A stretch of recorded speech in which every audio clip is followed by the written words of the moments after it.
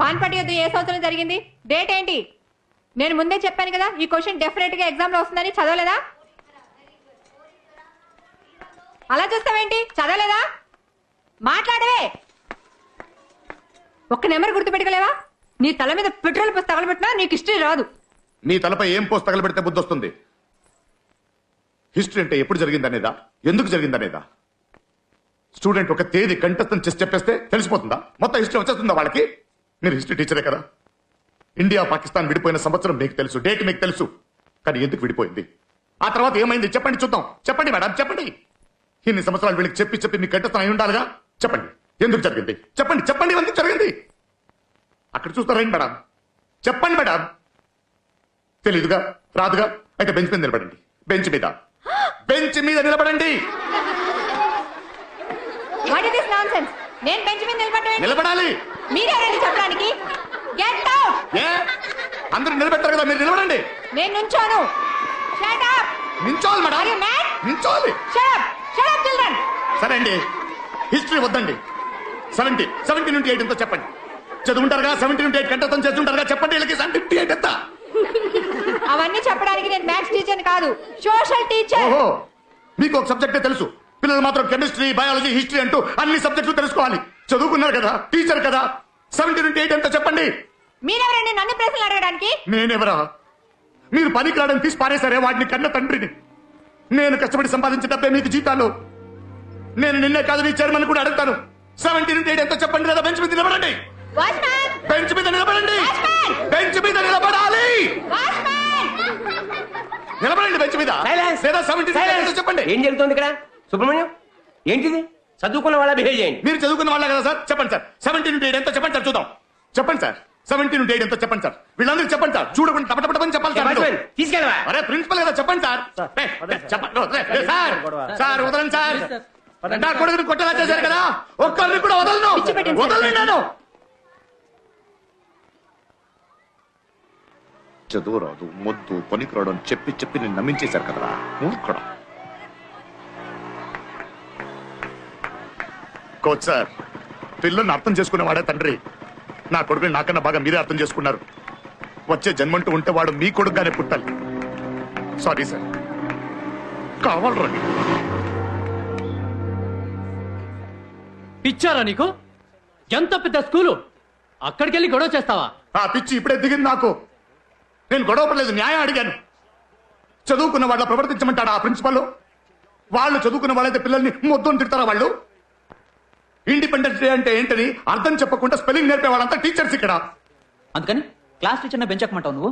Bench మీదే కాదు, court మెట్లు ఎక్కిస్తా. ఎవరిని వదలను నేను. అంత కోపం మంచిది కాదు సుబ్బు. కోపం కాదు సార్, ఆవేదన.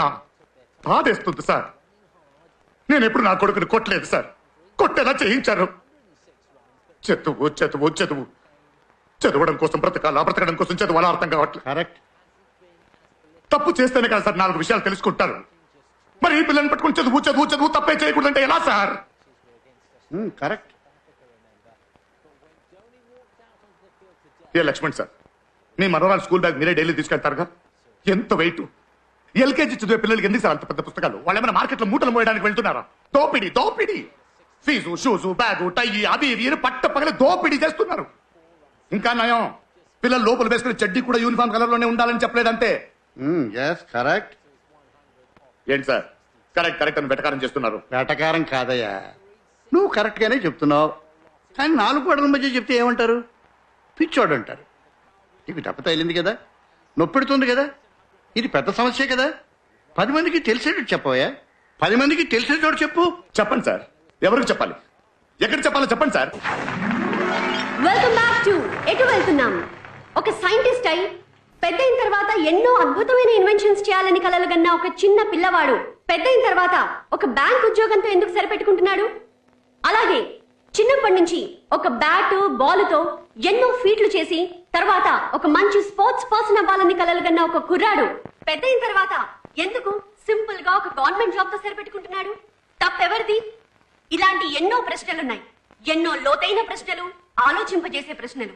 మరి వీటన్నిటికీ సమాధానాలు, ఆ సమాధానాలు వెతకడమే ఇవాళ మన లైఫ్ షో ఉద్దేశ్యం. తప్పు ఎవరిది? ఎవరిని నిందించాలి? పిల్లల్నా, పెద్దల్నా, లేక హోల్ ఎడ్యుకేషన్ సిస్టమ్ నా?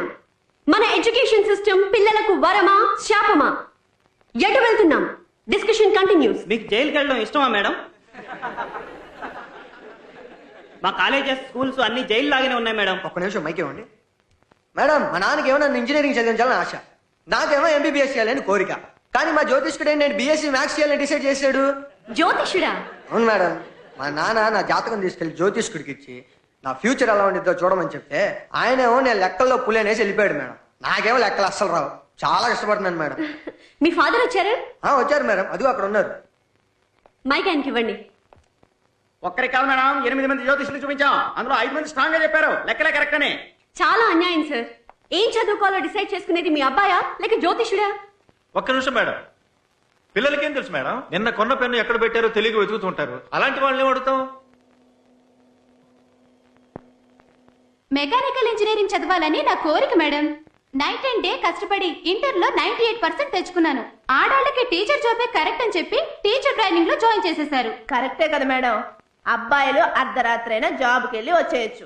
అదే లేడీస్ కుదురుతుందా మేడం? వాళ్ళ పిల్లలకి ట్యూషన్ చెప్పుకునేంత చదువు ఉంటే చాలు. ఏంటండి మీరు అసలు ఆ అమ్మాయి తల్లేనా? కన్న తల్లి కూతురుని చదవకూడదని చెప్తూ ఉంటే ఇంకా ఆడపిల్లలు ఏం చదువుకుంటారే? ఈ తప్పు ఎందువల్ల జరుగుతుంది? మన చదువులు పిల్లలు కనే కలల్ని సక్రమంగా నెరవేరుస్తున్నాయా? ఈ ప్రశ్నకు సమాధానం తెలియాలంటే మనం ఒక వ్యక్తితో మాట్లాడాలి. ఈ విద్యా విధానం వల్ల బాధితుడైన ఒక తండ్రి ఈ రోజు మన ప్రోగ్రామ్ కి స్పెషల్ గెస్ట్ గా వచ్చారు. Let's welcome mister Subrahmanyam.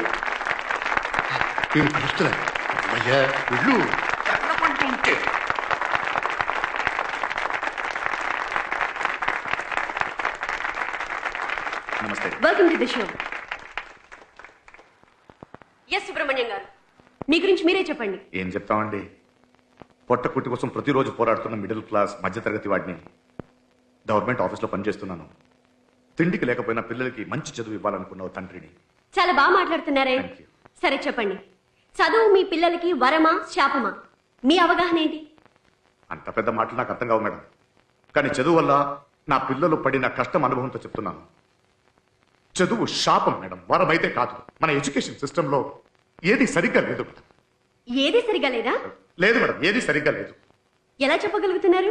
అది మేడం, అది కార్ బాగా డ్రైవ్ చేయడం తెలిసిన వాళ్ళు రండి, మీకు కార్ నడపడం నేర్పిస్తాం అన్నట్టు 100కి 100 మార్కులు తెచ్చుకునే పిల్లలు మాత్రమే రండి, మేము స్కూల్లో చేర్చుకుంటామంటే ఎంతవరకు న్యాయం మేడం?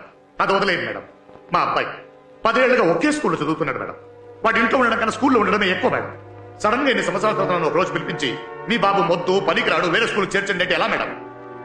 100% తీసుకురావాలి, 100% తీసుకురావాలని స్కూల్స్, ఇటువైపు ఎలాగైనా మార్క్స్ తెచ్చుకోవాలని పేరెంట్స్ పిల్లల్ని హింసిస్తున్నాం మేడం. అదిగో ఆ బాబు చెప్పాడు స్కూల్ జైలుగా మారిందని. అది కరెక్ట్ మేడం. అలాంటి ఒక స్కూల్లోనే నా బాబు చదువుతున్నాడు మేడం. ఒక నిమిషం మేడం, చెప్పండి. నేను ఒక స్కూల్ టీచర్ని. అందరి పిల్లలకి ఒకేలాగే పాఠాలు నేర్పిస్తాం. కొందరు నేర్చుకోకపోతే అందుకు స్కూలు టీచరు బాధ్యత వహించాలా? అవునండి, అది మీ బాధ్యతే.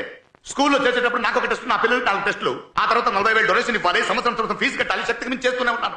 ఇవన్నీ చేసిన తర్వాత కూడా స్కూల్కి వెళ్లే ముందేమో నా కొడుకు తెలివైన వాడు, ఆ తర్వాత తెలివి లేని వాడు, దానికి మీరే కదా బాధ్యత. Hello, silence, silence.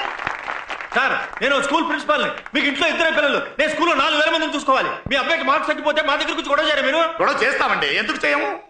100% results, 100% results అని టీవీలో పేపర్లో అడ్వర్టైజ్మెంట్ ఇస్తుంటారే. ఎంతమంది చదువు రాని పిల్లల్ని పాస్ చేశారండి మీరు?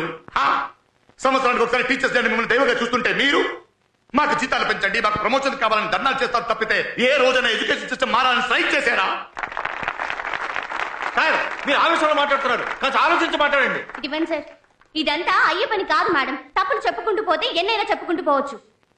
హలో, అలా అరిచినంత మాత్రాన్ని మీరు చెప్పేది నిజమైపోతుంది. అరుస్తానండి, ఇలాగా అరుస్తాను. ఎందుకంటే నొప్పి.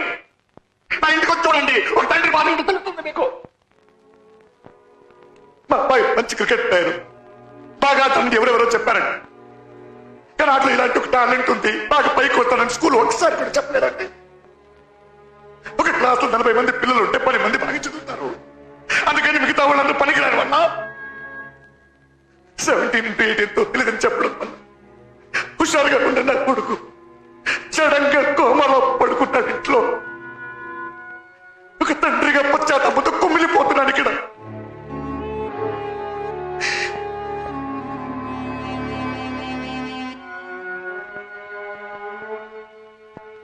మా అబ్బాయి 90% మార్క్స్ తెచ్చుకోవాలి, 95% మార్క్స్ తెచ్చుకోవాలి అని అత్యాశపడ్డాను కానీ అక్కడ దాకా అన్ని అర్థం చేసుకోలేకపోయింది. చేసిన పాపానికి చాలా పెద్ద శిక్ష పోతున్నాను, చాలా పెద్ద శిక్ష. ఒక సమాజం తప్పుగా ఉందంటే స్కూల్ తప్పుగా ఉందని అర్థం, టీచర్స్ తప్పుగా ఉన్నారని అర్థం, చెట్టు వేళ్ళలోకి విషం పాకుతుందని అర్థం. అర్థం చేసుకోరా?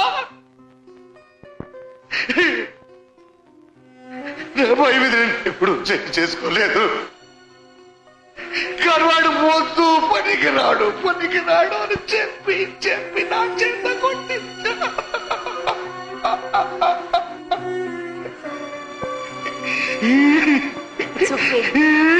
మా బయట కొట్టలేదు, నేను కొట్టలేదు, కొట్టించాను.